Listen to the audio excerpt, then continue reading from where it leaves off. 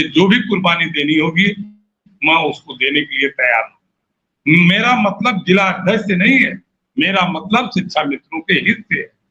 मैं जिला अध्यक्ष बना हूं तो हमारे शिक्षा मित्र भाई बहन मिलकर के हमको बनाए हैं, और अगर उनके मकसद को हम पूरा नहीं कर पाते हैं तो पद पे रहने से कोई बहुत मतलब नहीं है।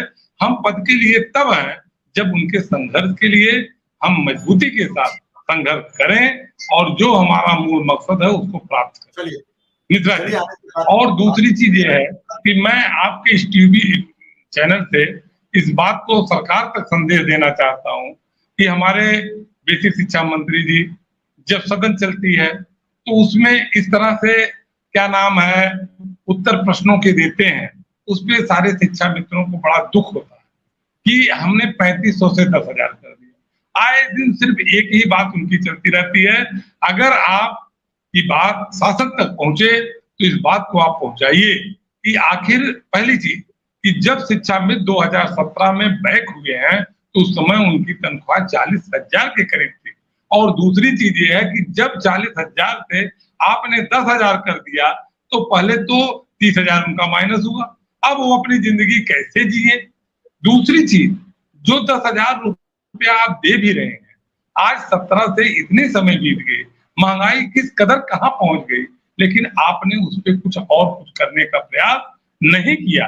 तो इस तरह के जो भी शब्द आपके आते हैं, जो भी आपके वक्तव्य आते हैं, उससे शिक्षा मित्रों में बहुत दुख पहुंचता है।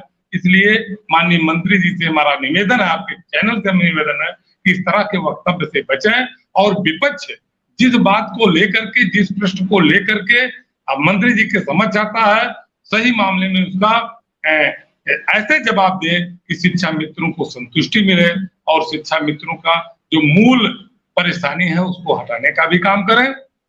दूसरी चीज, ये चुनाव ले आ रहे हैं, एक समय में पूरे भारत में एक इलेक्शन।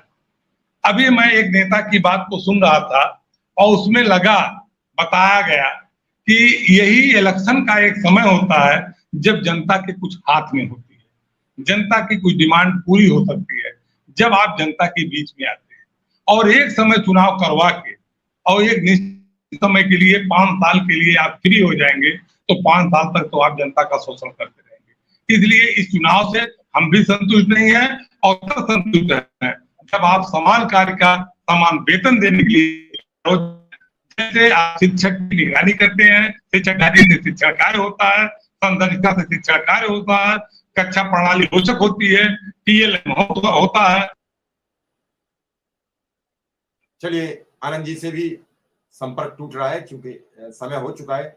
मिश्रा जी कुछ कहना चाहेंगे अंतिम वक्तव्य में या फिर प्रोग्राम का समापन करें? जी जी मिश्रा, एक शब्द कहना चाहेंगे मिश्रा जी। हमने अभी आदरणीय शाही जी कह रहे थे कि एक दिन के धरने से कुछ नहीं होगा।